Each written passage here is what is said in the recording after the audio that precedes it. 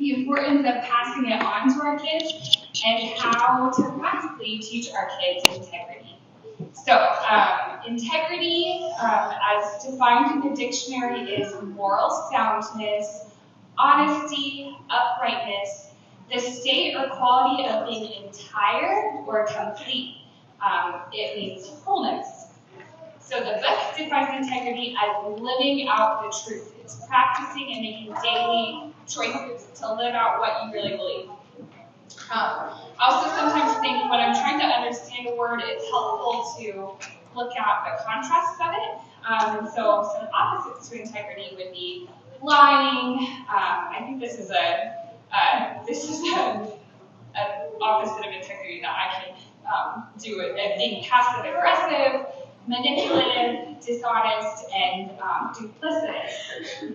So the word integrity also has the Latin root, which means integer, and that integer means wholeness. So integrity is just this idea of being a whole person, not divided, not double-minded. And so as I was studying integrity, I was looking at some examples in the Bible. And Saul, King Saul in 1 Samuel, it actually gives us a really good example of what it means to not have integrity, what it means to have a divided heart. So you guys can open your Bibles to 1 Samuel 15 if you have it. If not, I'm just going to read a lot of the verses, so you'll be okay. But so 1 Samuel 15, Saul is the first king of Israel. And God calls him, and he says, okay, Saul, I've got a task for you. He speaks through Samuel the prophet. And Samuel says to Saul in verse 1, the Lord sent me to anoint your king over his people Israel. Now therefore listen to the words of the Lord. Go and strike Amalek and devote to destruction all they have. Do not spare them, but kill both man and woman, child and infant, ox and sheep, camel and donkey. So basically, Samuel through God says, Saul, go wipe out the Amalekites. And then in 1 Samuel 15, 9 through 11, we see what Saul actually does. Verse 9 says, but Saul and the people spared Agag, and the best of the sheep and of the oxen, and of the fattened calves, and the lambs, and all that was good, and would not utterly destroy them. All that was despised and worthless they devoted to destruction.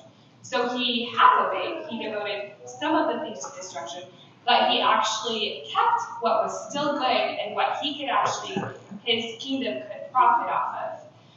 The word of the Lord came back to Samuel. I regret that I have made Saul king, for he has turned back from following me and has not performed my commandments. And Samuel was angry, and he cried to the Lord all night. So Saul disobeys God. Samuel comes to him the next day and confronts him. Verse 15, and then this is Saul's excuse, which is really interesting. Saul in verse 15 says, they have brought them from the Amalekites, for the people spared the best of the sheep and of the oxen to sacrifice the Lord your God, and the rest we have devoted to destruction. Then Samuel said to Saul, stop. Don't give me more excuses. Don't tell me that you obeyed. You did not obey. I'm going to tell you what the Lord told me tonight. And Saul's like, okay. He kind of quiets down, and he says, okay, tell me what God said.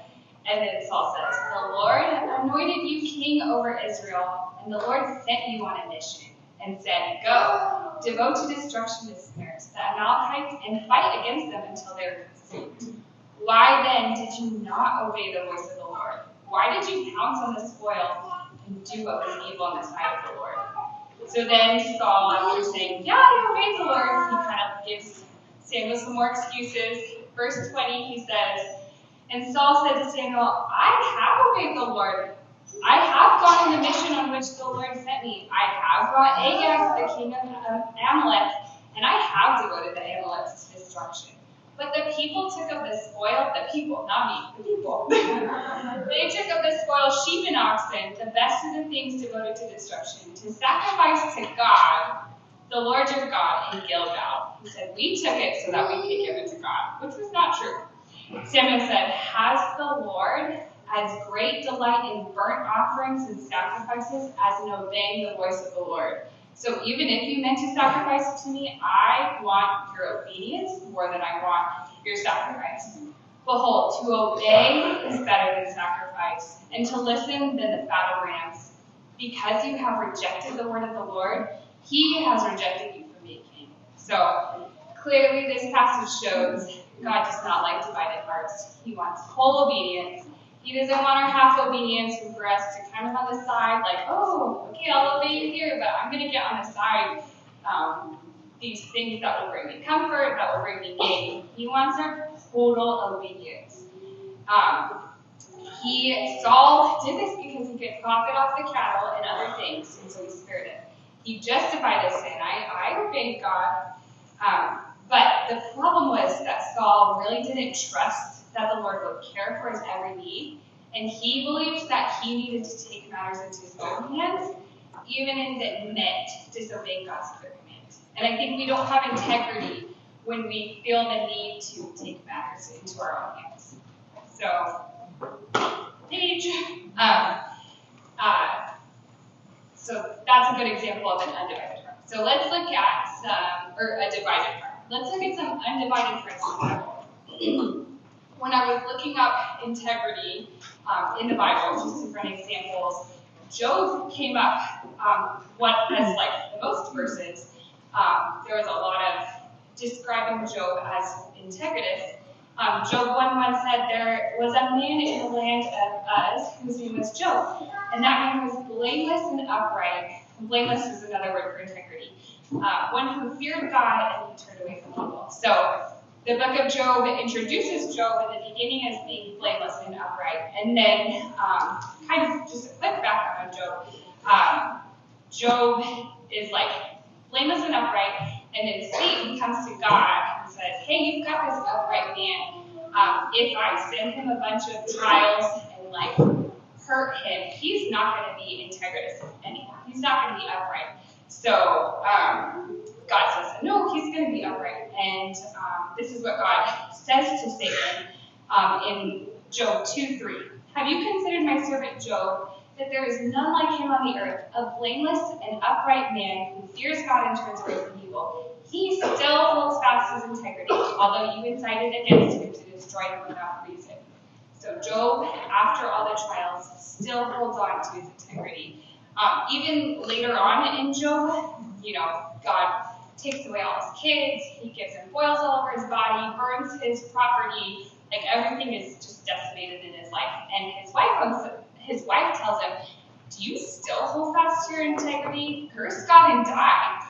And Job responds to her, you speak as one of the foolish women who would speak. Shall we receive good from God, and shall we not also receive evil?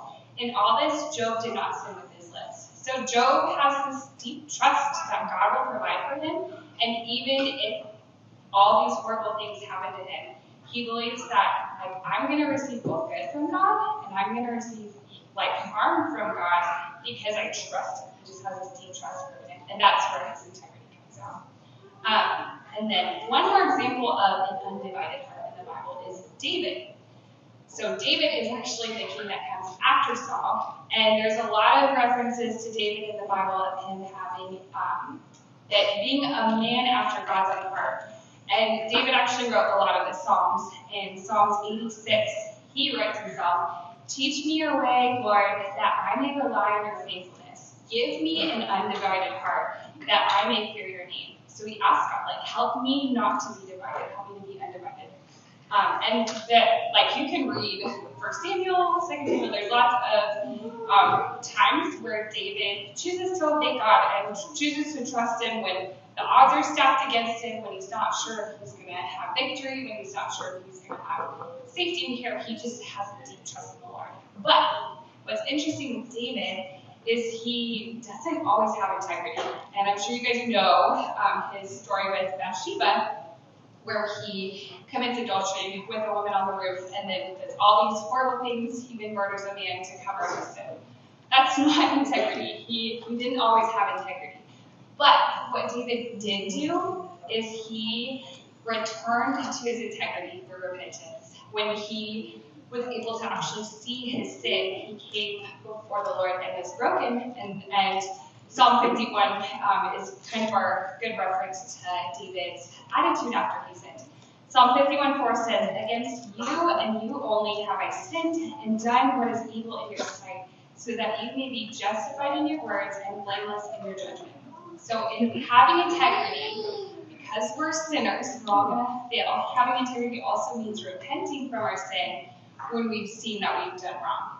So our own kids, me and our kids, are never going to be perfect. So we have to teach and we have to model how to have integrity like David, even when we do wrong. So those are some, I hope you guys can understand what integrity is through those examples and the definition. So why should we teach integrity? It's like from those examples, it's pretty obvious, but I think we teach our kids integrity because God really values integrity. You see that so clearly in the scripture. Proverbs 11:3 says, the integrity of the upright guides them, but the crookedness of the treacherous destroys them. So I think deep down when we look at this verse, we think, yeah, I want my kids to have a guide. I want them to walk in uprightness. I don't want them to live a life of treachery and destruction. So now, how do we teach this to our kids? This is probably my hardest part of reading this. It's like, this is the hard concept to really pass on. And I think it's hard because, like most of all, we have to live out integrity. Proverbs 27:27 says, the righteous who walks in his integrity, blessed are his children after him.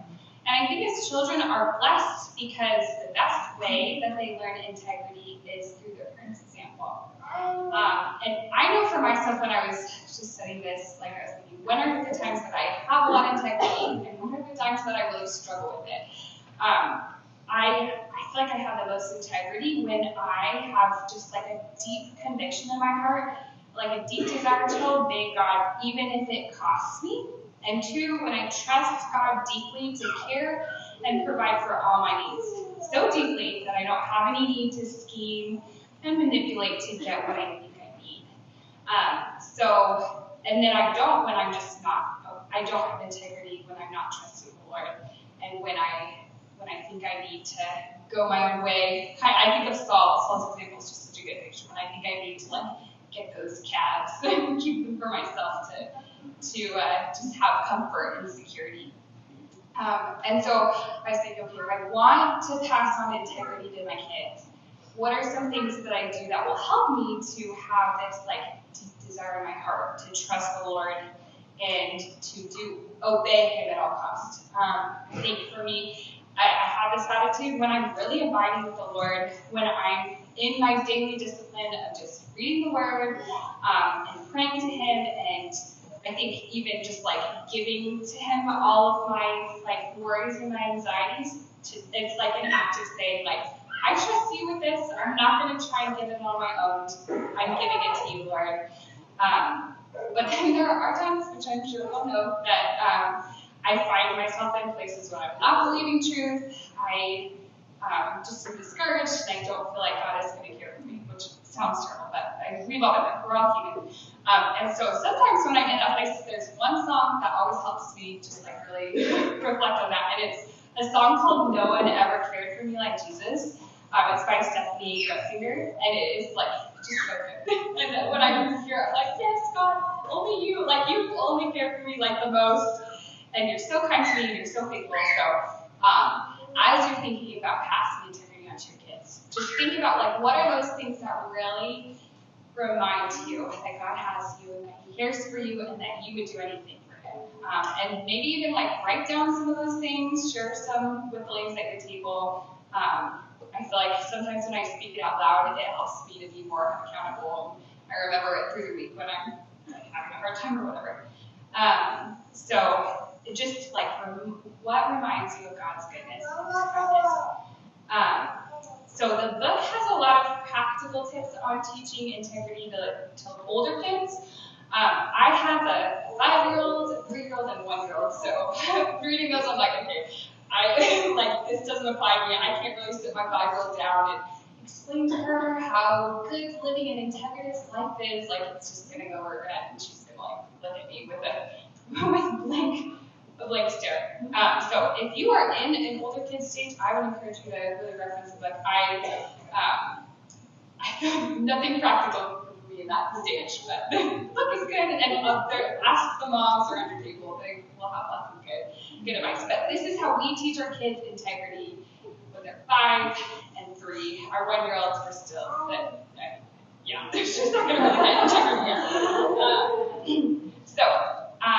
One is we teach them the importance of honesty, and I feel like my 5-year-old still doesn't fully get the concept of honesty, but we're just saying it, and we're building the basis for it. We tell our kids we lay out what line is, and we continue to explain it, hoping that they'll eventually get it. We kind of give out concepts of line, what is true, God, it makes God most God when we lie. You shouldn't lie. I definitely am trying more with my 5-year-old to teach her that, because when you're younger, getting out of consequences versus telling the truth, they're gonna want to get out of the consequences. So I just keep trying to say okay, it is better to speak the truth even if it's hard. I actually was really bad at this when I was a kid, and I still remember an instance where my parents didn't let us play with curtains, and I played with curtains, and the curtains fell down, and they found the fallen curtain, and they brought us all in and said, okay, who pulled the curtains down? And I did not mess up. I was like, no way am I going to admit to this. And it's been 22 years, and I'm still haunted by the curtains. So it's, we're going to try our best, but it's hard work. But I think another way that we try to teach them integrity is we teach them that we care about their hearts, and that God cares about their hearts. We care more about their hearts than their outward obedience. And this happens a lot in just small conversations. I love Jen Logan. She has this idea that with little kids, that it's high frequency in your truths, but they're simple truths. They're very shallow, but you speak them over and over again. And then as they get older, it'll be lower frequency, deeper truths. So we're in the high frequency age. Integrity comes through discipleship. And it's important because it teaches the what. Discipleship. And then discipline for our kids is important because it teaches the what is right and wrong. But the discipleship and having these conversations teaches them the why. So it's good to have the boundaries and the rules, but as they get older, you teach them the why, and that's how you pass on integrity. And this is kind of how we teach them that we care about their hearts. My daughter Nora is in kindergarten, and we're just now getting into the school ages. We have a vision for our kids and academics, and we're already starting to tell our daughter Nora that she's 5, so it's just coloring and filling out worksheets, so it's not hard grading and stuff like that.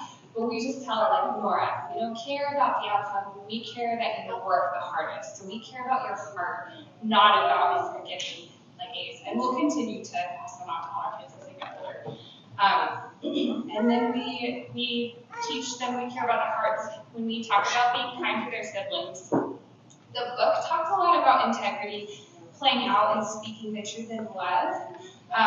We're teaching our kids how to do this, and we do this by, we have a 5-year-old girl and a 3-year-old boy, and they play all day long, and they get on each other's nerves, and they don't always speak the kindest to each other. So when I hear buddy, why'd you do that? Nora just yelling at her mother. I go, okay, Nora, I know that Christian is doing something that you don't like. We love our family, and we want to care for them. It's okay for you to tell him that what he's doing is wrong, but how can we do it in a way that shows that we love him? I care about her heart loving her brother, and also I care about her speaking the truth, but there's a right way to do it. So then I'll say okay, Nora, what's a better way to do this? And then she'll say what she wants, but say it clearly. So, and then lastly, okay, so sometimes, this is one more thing, my kids will get this look in their eyes where they're just I don't know, they just get this like selfish zone where they're fighting for themselves and fighting for what they want. And when I see that, I usually will just take them aside and look at them in the eyes and just remind them that they don't have to fight for themselves, that they can tell me what it is that they're wanting, what they need, like I will help them as much as I can, that like I'm here to care for you, but that they don't have to just keep like grabbing at things and fighting for themselves. And then now that Nora's older, I'm telling her like, Nora, you can trust that the Lord will care for you and that the Lord will provide for you, that you don't have to just grab at things for yourself.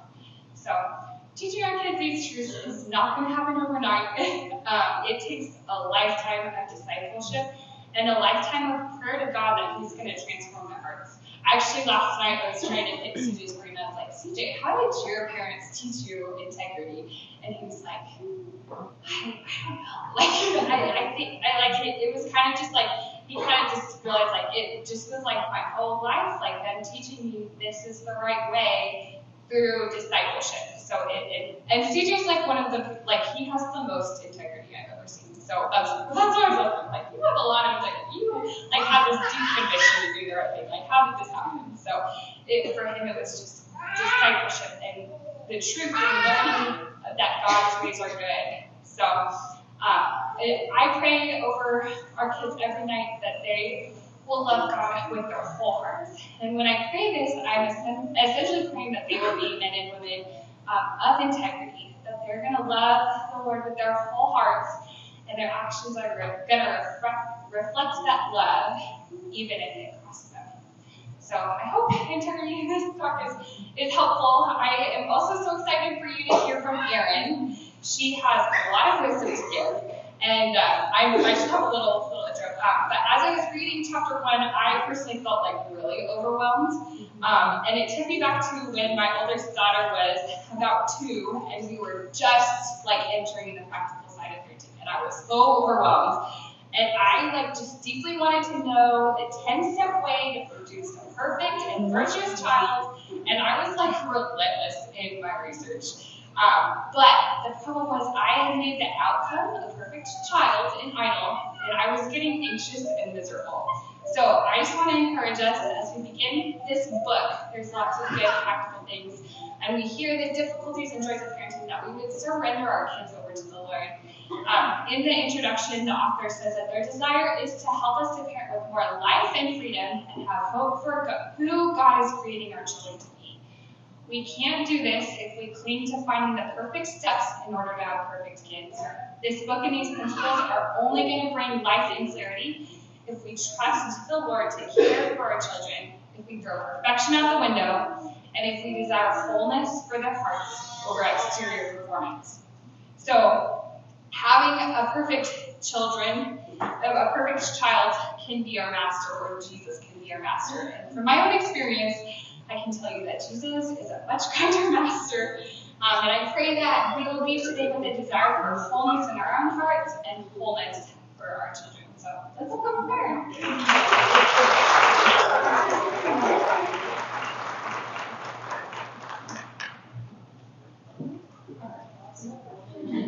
Thank you so much, Camille. I appreciate all your wisdom that you share with us.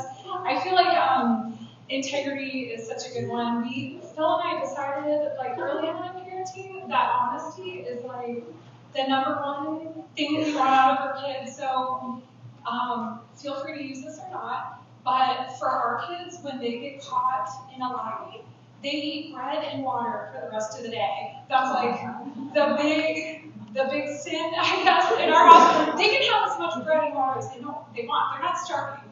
But that is just a reminder that this is a big one. And so, we're sitting around the dinner table and we're all eating our mashed potatoes and whatever. And they have a tortilla because we're out of bread or something. And maybe they feel a little shame, so maybe that's not the good part about it. But just know, honesty is super important. And my husband was like, okay, well, if you lie and you're dishonest, you're going to go to jail. And what do they do in jail? They eat bread and water. And I'm like, okay, well, that's not quite accurate. But I appreciate the severity of this emotion. So feel free to use it. You don't have to. Anyway,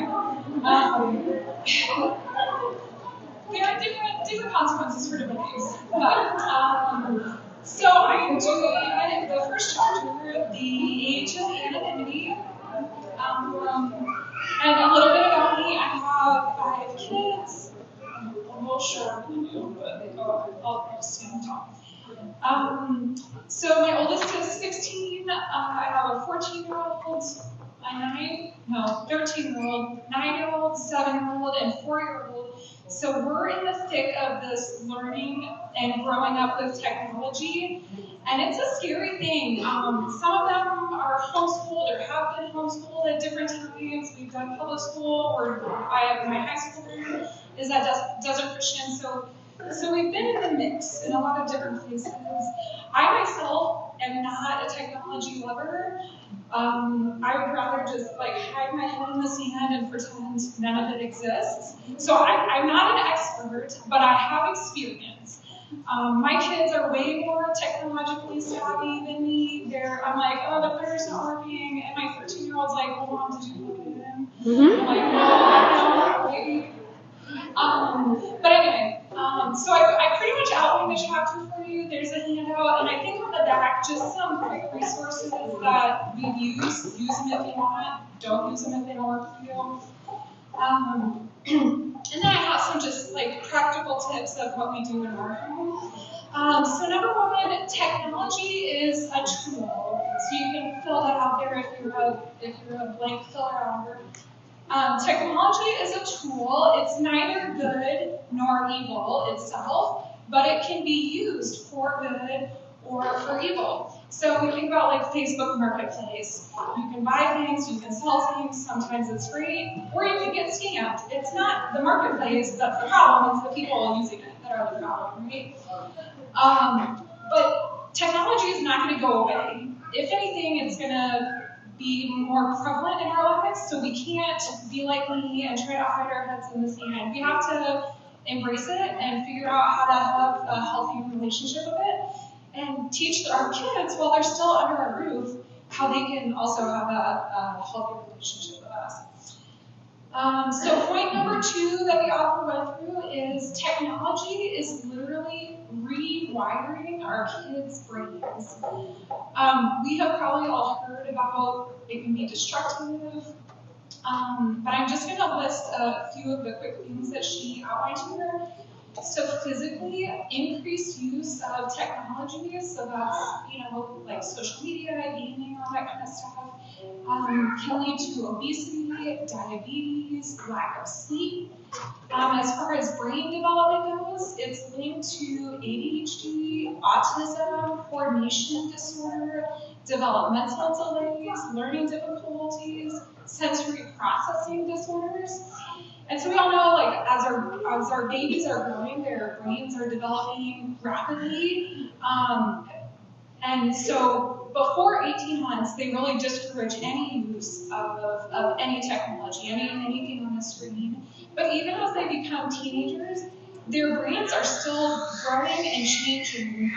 So they looked at that as early as age 12, parts of the brain that aren't being used are actually getting pruned out of their brains. So those neural pathways that aren't being used are starting to be harder to access in their brain. So if your kid was, a great piano player at age 9, but then they stopped playing and instead they're doing other things, your kids are going to be getting better at scrolling and gaming, but they're losing the other things that they've learned how to do. And so that's scary to me too, because I'm like, oh gosh, I'm in my 40s. I gotta keep all these things sharp and stop scrolling. So it's probably happening to me too. Emotionally, kids are experiencing far more anxiety and depression, increased impulsivity, decreased ability to self-regulate if they have a lot of screen time. This is straight from the book. In a study conducted at UCLA, 6th graders who went 5 days without screens were significantly better at reading human emotions than those who were continuing with their regular use of devices. That's just a 5-day pause showed a significant difference. I found that shocking and interesting. I grew up playing soccer, and I remember our coaches would always say, like, it's okay to take a day off, it's okay to take 2 days off, but after 5 days, you are losing your fitness. So I think the same applies. Like, we're losing our cardiovascular fitness or our muscular fitness, but we're also losing our fitness to connect with people the more that we're on screens. And then I think this is the next little space down, but the author outlines 4 critical factors that are necessary for children as they're developing. So those are movement, touch, human connection, and exposure to nature. So I'll say that again. Movement, touch, human connection, and exposure to nature. So, hug your teenager, hug your little kids, even if they don't want it, they need touch. But if we can replace screen time with any of these things, so like moving outside, playing sports, even if your kid doesn't like sports, they can still go read outside or have a picnic outside, go paint or draw, do a scavenger hunt, something like that. At the back of each chapter, the author gives a Sunday drive section in the book that just gives you some ideas of how you can implement these things in your home, and I love them. It's like, build a birdhouse with your kid. It's cute. So here's a rule, again, in my home, we don't use devices for entertainment while the sun is out. That's just kind of something I decided. The TV is off, there are no games being played, YouTube is not being watched if it's sunny out. Basically, I want them to go outside or read a book. I don't know. But exceptions are rare, so we do use this thing called radio. So it's like READEO. So Phil's mom has like a login to it, and so they live in Ohio. So my kids can get in front of the screen and read a book with their grandma, and you can see her face, and you can see their face, and then you can read the book together. So sometimes when I'm like doing something with the big kids that I don't want the little kids to have their fingers in, I'm like, go read with grandma. And everybody loves it. Grandma loves it, kids love it, and they get screen time, but it's also a human connection. My kids also love this, like the one educational thing they're allowed to watch it's called Signing Time. It's basically American Sign Language, but for kids. So it's not baby signs, it's like real actual sign language. And my 4-year-old is coming up to me and like signing all these signs, like, oh, this means Christmas, and this is holiday, and this is decorations, and he's like doing this stuff. I'm like, oh, teach me that. But that is one thing that I will, like 30 minutes, 30 minutes. All right, so the next point is you are the gatekeeper. So whatever your kids do or see on a screen, you allow that into your home. So it's your responsibility to be in charge of what they are doing or seeing. I know when I was a kid and I wanted to know the answers to something, I just looked it up in the dictionary or the encyclopedia or asked my sister because she knew everything. But kids these days, like my kids, they want to be anonymous about it, but they can go Google it. And what shows up when you just Google something? You can see images, you can see videos, you can shop for that thing. There's like news articles, there's suggested questions, like, it goes on and on. Like it's more information than we need, and it's a lot of visual images that if it's something shocking, it gets seared into your head. I'm sure you guys remember something that has shocked you, and you're like, I can't get that picture out of my head. So last night, one of my teenagers asked me what an orgy is, and I was like, so glad you didn't Google that one. Glad you asked your mom. But also, I'm glad that this child asked me because I was able to give them an honest answer that is age appropriate, and this child didn't have to see a picture of what it was. Because I can't imagine if this child had looked it up. Like, I didn't Google it because I didn't want to know what was going to come up, but I can't imagine what would have come up. So, anyway, you don't want them Googling it. Be a safe place where they can ask those really weird questions and you can give them an answer that is appropriate. So here are some guidelines for what you can do as a parent. So your child is getting a device or downloading an app or something. Make sure they know that it's a privilege, and because it's a privilege and it's in your home, you get to set the boundaries. I personally probably have started strict, but then have given them leniency as they have proven their responsibility with something. And I think this goes a lot with integrity. The older kids can really show their integrity through, being responsible with this app. So let's say, your kid wants Instagram or something. I'm not going to tell you what age is appropriate because that's up for you to decide. But when they start off, you need to have a password. You can't just be their friend, but you need to have the password so you can see everything that's going on in there. You need to make sure that the privacy settings are set, because I didn't actually know that there were privacy settings until my husband showed me 2 years ago. But there are privacy settings, and you need to set those to what you're comfortable with. Also, there are gaming apps and other apps that have social media components. So even though you think your kid is just playing this game on your device, a lot of them have the ability to socialize with other people. So you need to make sure that if you're downloading an app that your kid is on, check and see if they can talk to strangers on it, because that's really scary, and you have to really look for it. There's 2 resources that I have used here, Common Sense Media and Plugged In, and they both have reviews of games and movies and books and podcasts and stuff like that. So those are good resources to check. The next one is video chatting. You should, at least at the beginning while your kids are young, if they're allowed to video chat, you should be within earshot and eyeshot. We have the computers in a central area, so even if I'm not looking over the kid's shoulder, I can hear everything that's going on, and I'm walking by, and they know that I'm walking by. And that helps them to have integrity as well, because, well, I don't know, maybe that's a bad definition, but that helps them, that they know that I'm listening, so that they are doing the right thing. And as your kids get older, my 16-year-old will video chat with her, one girlfriend that lives in DC or whatever, and she can do that without me listening, but she's proven that she has the integrity to use it appropriately.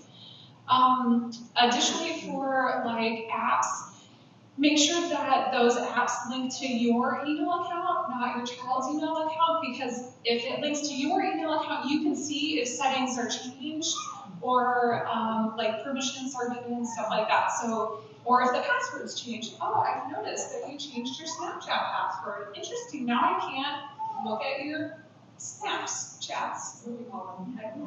Anyway, that way you can see when things are changed. Again, all of these things are something that you can change down the line if they're appropriate. Also, you should have filters and monitoring software on your computers and your kids' devices, and let your kids know that it's there, because then they're not probably going to look up things that they know are inappropriate, or that they know are going to get blocked, or that they know is going to send an email to your account that they tried to look at this one thing that they know they're not allowed to. It's helpful. Let's see. Point 4 is start small. So the author recommends just holding off as long as you can. If your kids aren't asking for it, don't offer it. But also know that if everyone is using something and your child isn't allowed to, they might find a way to sneak around the rules using their friends' devices, making secret accounts, stuff like that. And also, sometimes your kid can be legitimately left out of things if all of their friends are connecting on this one app to say, hey, let's meet Friday at wherever. Your kid might be getting left out, and you have to just decide if it's worth them missing out on social connection because you're not letting them have this app, or see if they can find another way to connect with those friends. But just have conversations about it with your kids, be open, and see if you can compromise in some ways that you think are healthy. So for me right now, My kids don't have a tablet, and my younger kids don't have a phone. So my 16-year-old is the only one that has one. But basically, my kids wanted a tablet, and I was like, okay, well, how much money do you have in your bank account? Well, you don't have enough money to buy it, and if you broke, you couldn't replace it, or if you lost it, you couldn't replace it. And basically, that was all the information they needed for me to like shut down that argument. Use it if it works. For the little kids, like my little kids love to play with cardboard, so they like cut out a little phone with cardboard and they drew their little apps on it, and then they like made a tablet that they take in the car, and it's got a whiteboard. It's like a whiteboard, and then they made a little stand for it, just like our phones or tablet, and then they use like whiteboard markers, and they're like, oh, we're watching a movie, and then they like draw the movie, and then they erase it, and like, next thing I'm like, okay, I'm gonna go with this as long as it passes.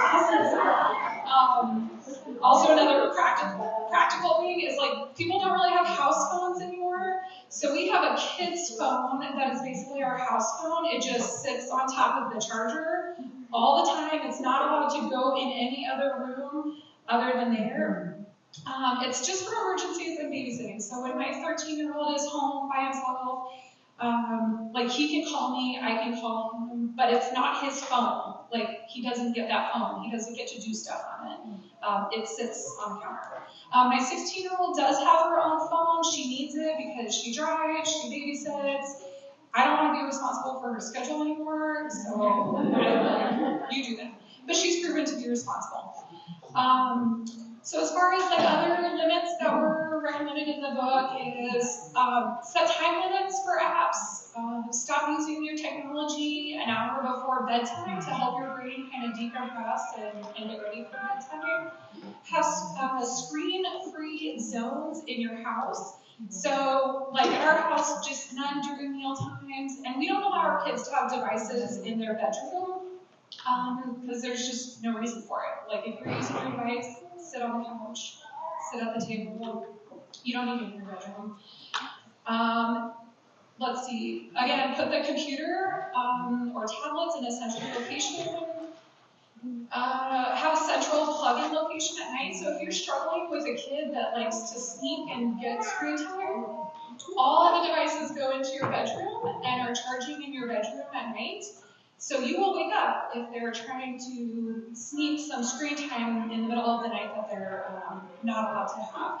We don't necessarily do this, but we do have a central place, but it's just not in our bedroom because, I don't know, it would keep me up. Another suggestion is take a technology Sabbath. So see if you can get away for 5 days. Go camping, go somewhere that there's no technology, bring your family back together to just have that social connection time. And that's hard for me because I do find myself like, oh, but I don't have my phone, so I can't look at this and I can't look at this, but it's good for us. And again, give more freedom to your children as they earn it. Point number 5 is include conversations and contracts. So when your kids are getting technology, talk to them about it. Something that's really important to remember is that the internet is not actually private. Even if you're on some anonymous app where you can just post anonymously, that actually doesn't exist. It can always come back to you. And also, remind your child that when you check their device, not if you check their phone, device, social media posts, that you as a parent, you're not snooping or violating their privacy. This is your job as a parent to ensure their safety, so just remind them, like, I will be checking this. I probably won't check it every day because that seems excessive, but,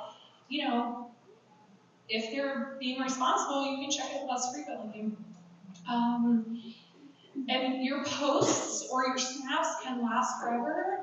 And interacting online shouldn't be any different than interacting in person. We're not talking to strangers. We're not giving out our home address. We're not taking pictures of things and sending them to strangers. Remind your kids, don't say something that they wouldn't be comfortable saying to their grandmother, to their pastor, or put on the Wall Street Journal. Because all of these things can come back to them. So words on the internet can really hurt, just like in real life, and even more so because they can last forever. And other people can like jump on that bandwagon of things that people have said. Also, you want your home to be a safe place for your kids. You want your kids to be able to tell you if they're uncomfortable about something that's happening online, or ask you questions like all the strange stuff that my kids ask me. But you want them to ask you that stuff. And you also want them to tell you about something that's making them uncomfortable, even if they're on a site that they shouldn't be on. So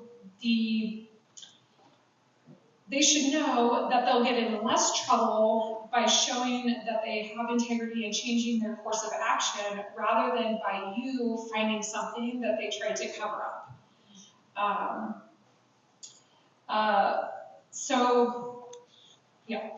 For the contract example, so when your child receives a device or is able to use an app, it is totally acceptable to and encouraged to make a contract with that child, agree to the terms of what is expected, and then what the specific consequences are. So I'm just going to read this out. You would make it your own, but you may have this phone for emergencies and for personal use. You are to get permission before downloading any new apps. You are to charge it every night at this specific location.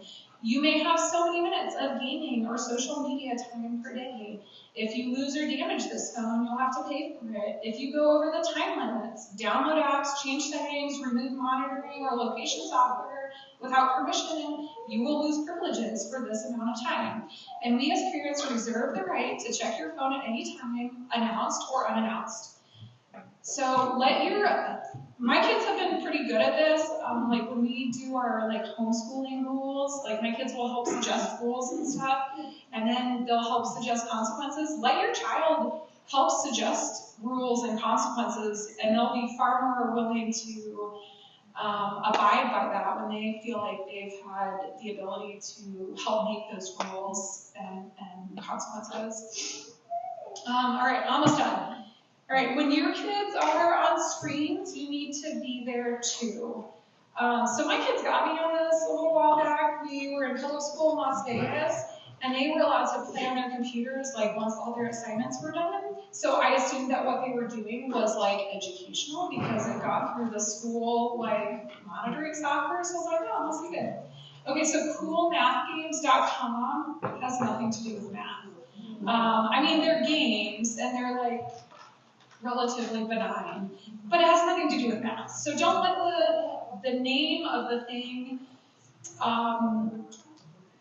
lead you astray, and don't be think it's okay to do just because their school monitoring software doesn't kick them out of it. That's an easy example, but from the book, the authors are counselors at Daystar, so they talk about some of the things that they're seeing, which are shocking. They have an 8-year-old girl that they're treating who's addicted to pornography. An 8-year-old girl. Multiple children with anxiety related to several of the same violent video games, because these kids are young. They see these images and they're just on repeat in their minds, and they can't sleep because they're watching this happen in their brains.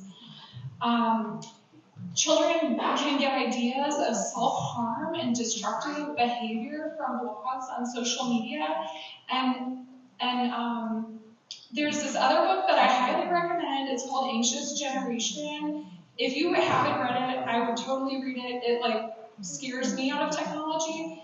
The author is self-proclaimed atheist, I believe, but he has a whole chapter on why faith and religion and community of like-minded religious thinkers is important to your child. I highly recommend it. But he has an example of social comparison sites. So somewhere that you're getting likes and followers, like Instagram, he was treating a girl, and those types of sites where you get likes and followers are particularly damaging to girls because we as women are just more prone to like getting self-worth from that.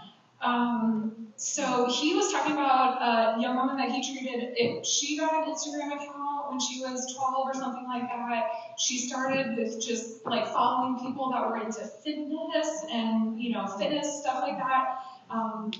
But through the wonder of algorithms, the content that started showing up was morphing into photos of like models, and then that morphed into dieting advice, and then like pro-anorexia content and other like types of self-harm content. And just when you start viewing content, it's like clickbait. It like the more extreme it is, the more you're like, oh, what's that all about? What's that all about? And then your whole feed turns into something that is maybe not the best for you to be looking at. The author of Anxious Generation also talks about sociogenic transmission, which is the rapid spread of something like an illness among a cohesive group. So he reported on different groups of people that would be seen by a psychologist or seen at like the ER because they thought they had Tourette syndrome. Well, actually, this whole group of people that were saying they had Tourette's were all following the same influencer. And then they just like picked up these tics that they don't actually have Tourette's, they're just mimicking something that they saw. People, like even with multiple personality disorder or dissociative identity disorder, people were like making themselves think they have this, and then they're showing up to be treated for it when in fact they don't. Also, I think a lot of the like gender dysphoria, so kids that are finding themselves thinking that they were born a male and maybe they want to be a girl, or they feel like they're a girl, and vice versa. A lot of that tends to happen in social groups. And it's more common among groups of people that are viewing the same content or are like closely interacting with each other. So that is a thing.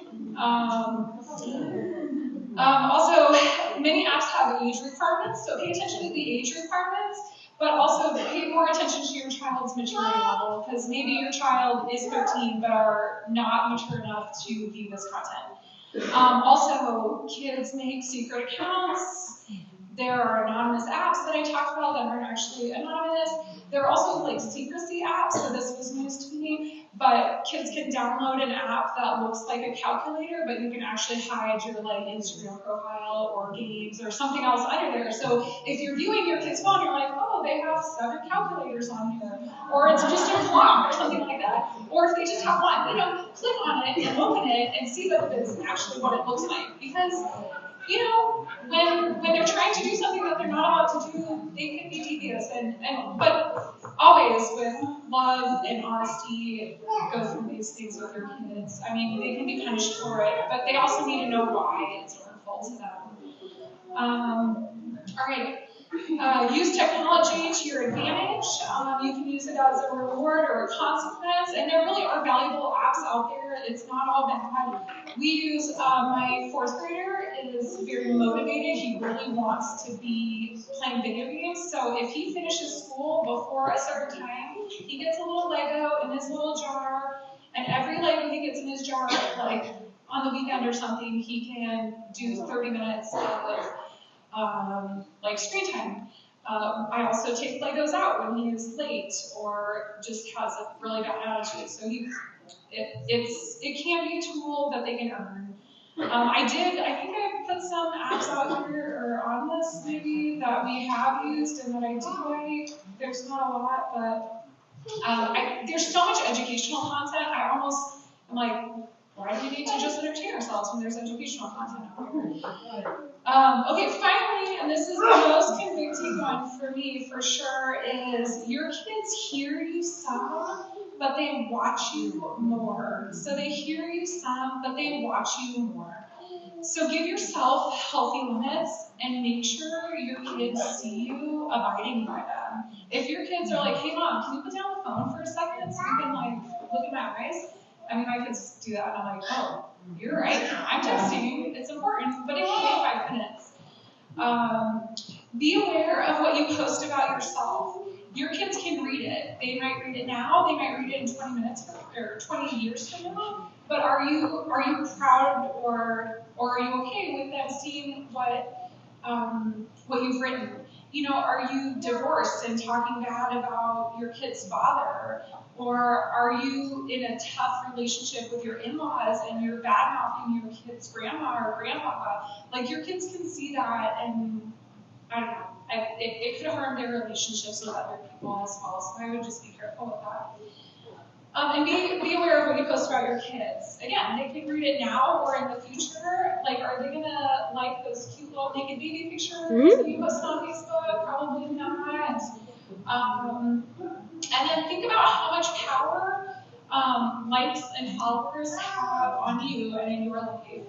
And just take a look at yourself and see if you need to make any changes for yourself.